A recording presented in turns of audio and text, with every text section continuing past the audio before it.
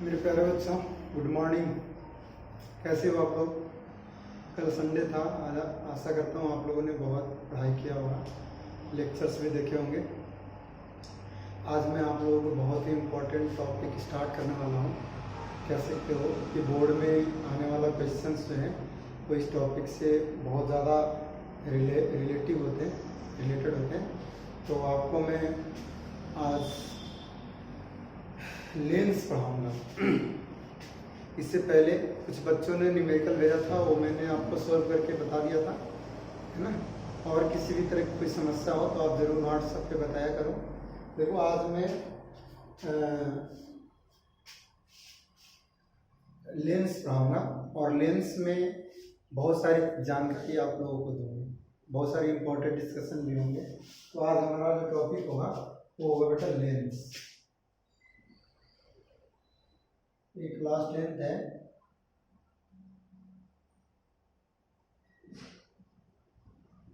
Class 10th है और शायद लेक्चर नंबर 4 है। लेक्चर 4 है। आज तारीख जो भी है आपको याद नहीं होगा। तो इस लेंस में मैं आप लोगों को सबसे पहले लेंस बताऊंगा कि लेंस का फॉर्मेशन कैसे होता है। कुछ इंपॉर्टेंट टॉपिक्स भी बताऊंगा। तो सबसे पहले आपको मैं बताता हूँ बेटा, लेंस आपने देखा है या नहीं देखा है? लेंस सबने देखा होगा, नो डाउट। लेंस आपके इंस्ट्रूमेंट बॉक्स में जो पहले मैग्नीफायर आता था ना, जिसमें मैप को हम लोग मैग्नीफाई बड़ा करके देखते थे, लेटर्स को देखते थे, या फिर बचपन में आपने कागज जलाए होंगे। ऐसे था ना इंस्ट्रूमेंट बॉक्स वाला जो मोटा लेंस आता है, उसको अगर किसी कागज पे रखते थे तो जल जाता था। क्यों जल जाता था? वो चीज़ें आज में हम लोग इस चैप्टर में डिस्कस करेंगे। तो लेंस क्या होता है? सबसे पहले आप समझ लो कि lens is the piece of the glass, कह सकते हैं ट्रांसपेरेंट ग्लास, ठीक है। It is the piece of the transparent glass which is bounded by two surfaces. एक बात समझ लो कि इसमें कितने सरफेस होते हैं बेटा? 2 सरफेस होते हैं। तो लेंस की डेफिनेशन क्या है? It is the piece of transparent glass, transparent glass bound by 2 surfaces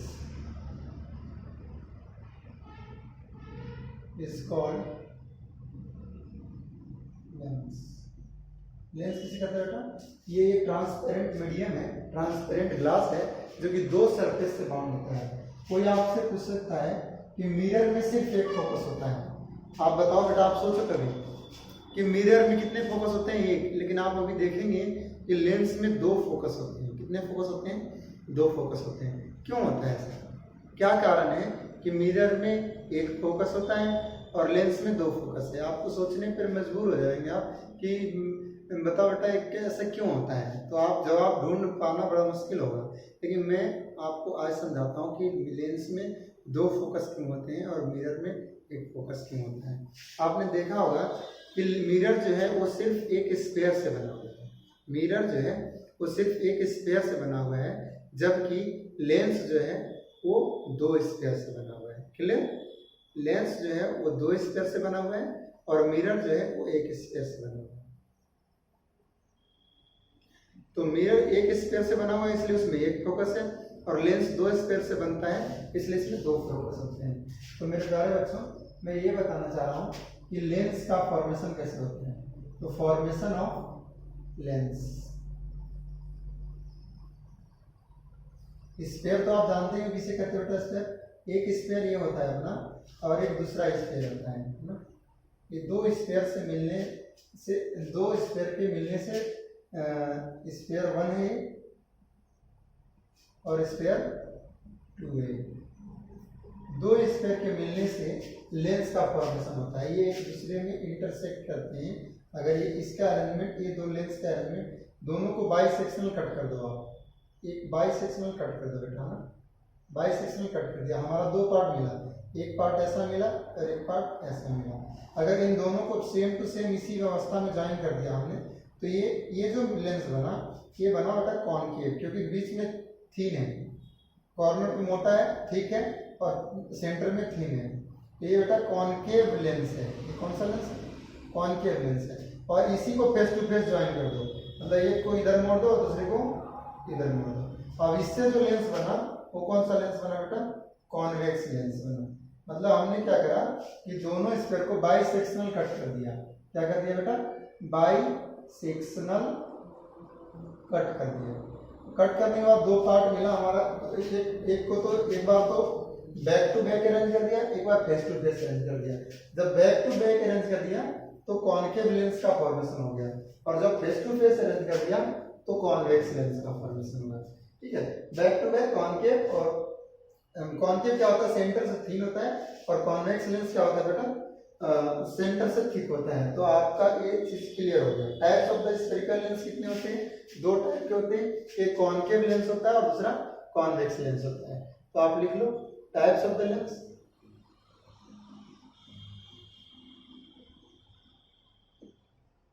types of the lens में क्या है? पहला, वैसे तो कई होते हैं, कॉन्केव लेंस, दूसरा कॉन्वेक्स लेंस,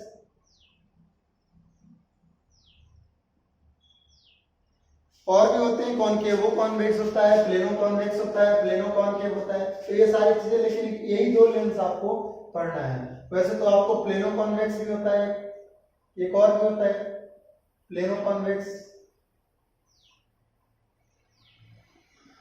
और plano concave.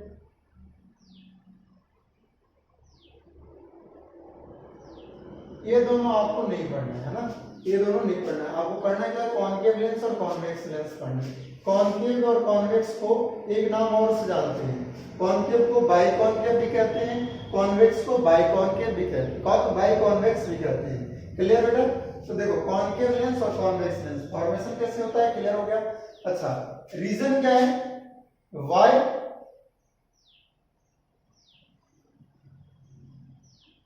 Lens has two focus, दो फोकस क्यों होता है? इसलिए होता है बेटा because it is made up of, because it is made up of two spheres.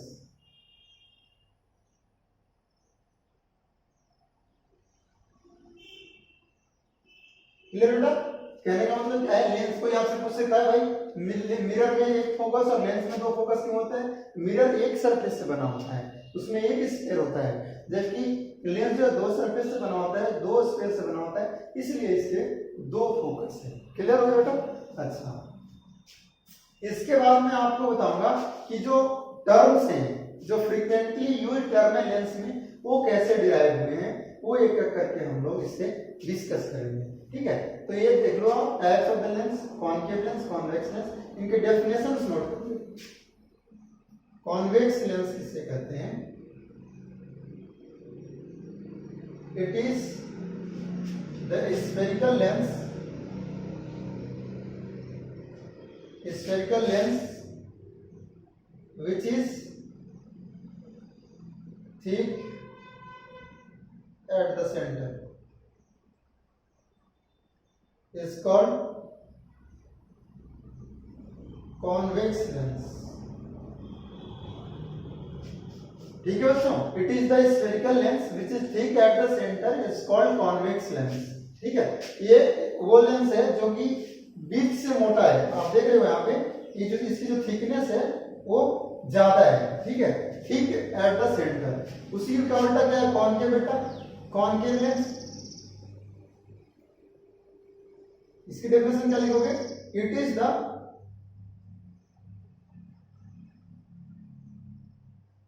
spherical lens which is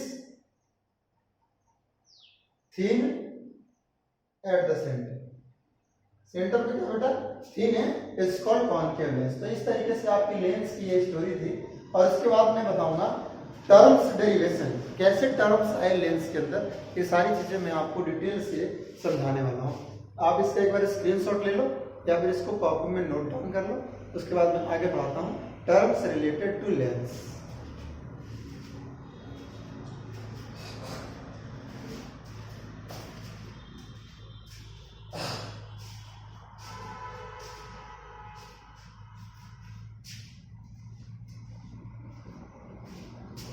हाँ, तो मेरे प्यारे बच्चों इस तरीके से लेंस की स्टोरी थी। अब मैं आप लोगों को terms derivation in the lens बताता हूँ कि टर्म्स कैसे इस्तेमाल होंगे और कैसे आए, उनको क्या डेफिनेशन है। Terms and it's definitions. Terms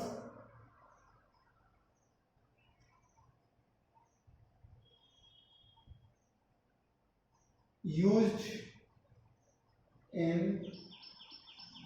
lens।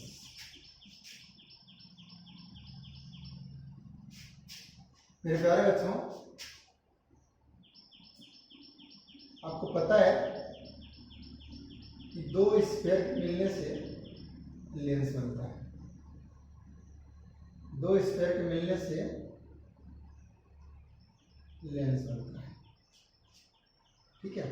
वह पार्ट जो कि रिफ्रैक्टिंग सरफेस का हिस्सा है वो कहलाता है लेंस। वह पार्ट जो रिफ्रैक्टिंग सरफेस का हिस्सा है वो अपना लेंस का पार्ट है। स्फीयर का पूरा पार्ट लेंस नहीं है, सिर्फ रिफ्रैक्टिंग पार्ट क्या कहलाता है, लेंस कहलाता है। लेकिन ये बना हुआ दो स्फीयर से है, ठीक है। तो ये आपका लेंस हो गया बेटा ना, ये क्या है, लेंस है। ये कॉन्वेक्स लेंस है, ठीक है। ये कॉन्वेक्स लेंस है, ये दो बाउंड्री से बॉन्डेड है, एक बाउंड्री है, एक बाउंड्री है, ठीक है। अब देखो इस लेंस की जो डायमीटर है, ये जो लेंस की डायमीटर है ये कहलाता है अपर्चर। क्या कहलाता है बेटा, अपर्चर कहलाता है। ये लेंस का जो डायमीटर है ये अपर्चर कहलाता है। क्या कहलाता है, अपर्चर कहलाता है। ये अपर्चर कहलाता है, ठीक है। अच्छा, और इस लेंस का जो मिड पॉइंट होगा ए, इसको बोलते हैं बेटा पोल। क्या कहते हैं, पोल कहते हैं। क्या कहते हैं, पोल। ये पी है जो कि पोल कहलाता है। अच्छा, जो दोनों स्फीयर है उसका कोई सेंटर होगा, तो एक सेंटर, पहले स्फीयर का जो सेंटर है वो सेंटर ऑफ कर्वेचर 1 के नाम से जानते हैं, C1, और दूसरे स्फीयर का जो सेंटर होगा उसको C2 के नाम से जानते हैं। Imaginary line passes through centre of curvature and pole. दोनों सेंटर ऑफ कर्वेचर और पोल से जो पास होने वाली इमेजिनरी लाइन है वो कहलाता है प्रिंसिपल एक्सिस। क्या कहलाता है बेटा, प्रिंसिपल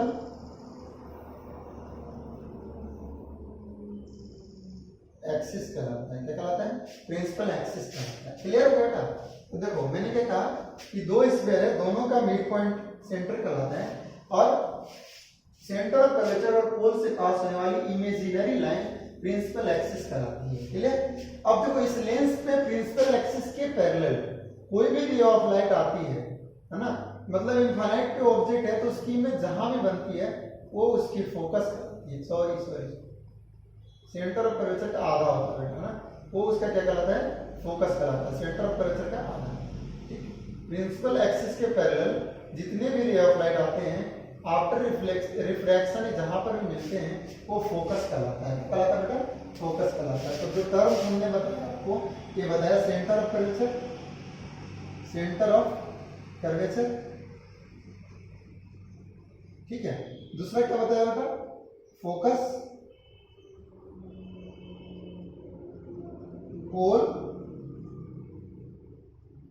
और तुम्हारा प्रिंसिपल एक्सिस।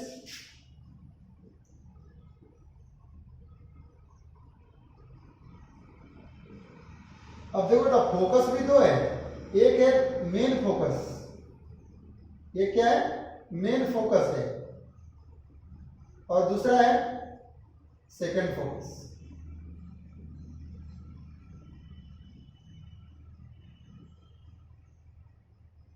तो मेन फोकस किसे कहेंगे और सेकंड फोकस किसे कहेंगे, तो मेन फोकस कहेंगे तो डिफाइन करा दूंगा, चलो बाद में इसको डिफाइन करा दूंगा, है ना। तो ये है प्रिंसिपल एक्सिस। अगला टर्म देखो बेटा, सेंटर ऑफ कर्वेचर, ये वाला डिस्टेंस याद होगा आपको लेंस में, सेंटर ऑफ कर्वेचर, ये पोल नहीं ऑप्टिकल सेंटर है बेटा, सॉरी ये ऑप्टिकल सेंटर है, ये ऑप्टिकल सेंटर है, ओ ऑप्टिकल सेंटर है, सॉरी बहुत बहुत सॉरी। पोल को इसमें ऑप्टिकल सेंटर के नाम से जानते हैं। किस नाम जानते हैं, ऑप्टिकल सेंटर के नाम जानते हैं। ओ ये है ऑप्टिकल सेंटर। क्या बेटा, ऑप्टिकल सेंटर है। तो मैं क्या बता रहा था, सेंटर ऑफ कर्वेचर और ऑप्टिकल सेंटर के बीच के डिस्टेंस को रेडियस ऑफ कर्वेचर के नाम जानते हैं। किसके नाम जानते हैं, radius of curvature, radius of curvature के नाम से जानते हैं। तो ये सारे चीजें आपकी क्लियर हो गई होगी, रेडियस ऑफ कर्वेचर। इसका डेफिनेशन आप लोग लिख करके और मुझे व्हाट्सएप करना, रेडियस ऑफ कर्वेचर। तो ये टर्म्स थे बेटा जो लेंस में बार बार इस्तेमाल होंगे, और radius of curvature focal length का दुगना होता है। तो देखो ये मैंने क्या बताया आपको कि ये दो स्फीयर से बना होता है। ये जो रिफ्रैक्टिंग सरफेस है लेंस वाला पोर्शन, उसका मिड पॉइंट ऑप्टिकल सेंटर कहलाता है। दोनों स्फीयर का mid point centre of curvature कहलाता है। सेंटर ऑफ कर्वेचर बेटा दो है, C1 एंड C2। क्लियर हो गया बेटा? अब C1 और C2 क्लियर हो गए। अब देखो